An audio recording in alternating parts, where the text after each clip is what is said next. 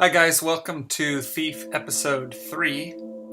In this episode, I'm going to go into blocking a little bit. So a big part of this process is getting the model to a state that sort of represents what's really happening. So what I do now is start diving into creating the shapes and forms that are going to make up the major parts of the model. So you can see me starting to append more shapes, just like I did with the hair and cape in the last episode. But I'm just going through the figure, adding all of the elements from the concept art. So we've got the top of her shoe, the knee pad, and then now I'm starting to add the bottom of her shirt that hangs low. Blocking in the shapes, I think, is a really important step for me personally. I think there are people out there that maybe don't need to block everything in first.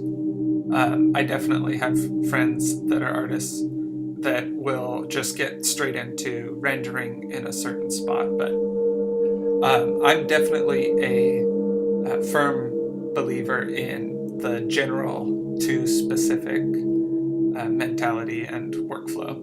And so for me, I like to sketch everything out and get a good sense for what's going to fit where, all of the elements in place before I start getting too detailed. You know, I've done it before, and I just hate to spend a lot of time on nice detail and then find out that it collides weird with another element, or you just don't want to lose work. So getting it all in place first is going to be really valuable for not losing your work. So I'm just sort of putting shapes in place for me to sculpt directly on, and then some of them are even just placeholders, because I'm not 100% sure how I want to deal with the rope that wraps around her, and I'm not even 100% sure that I'm going to have it be rope. I might have it be a messenger bag hanging on her back, or rope. One of the upgrades that I want to have available for this character is a climbing kit, so I think it'd be cool for it to be a rope, but we'll see.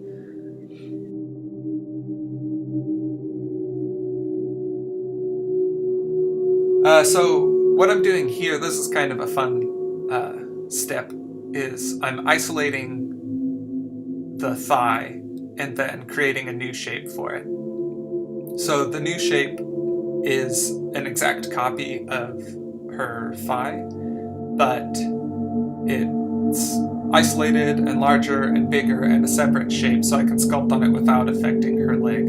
So with pants, you know, we've got tons and tons of folds and all kinds of things, but there are times when it's tight against your leg, and so you don't want to lose the underlying shapes.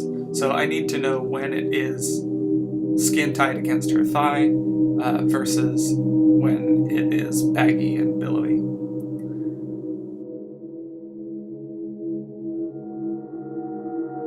Now, this is probably going to be a placeholder, but it just helps me get a better sense of how I want the character. But I just dropped in a pre-made asset, that dagger.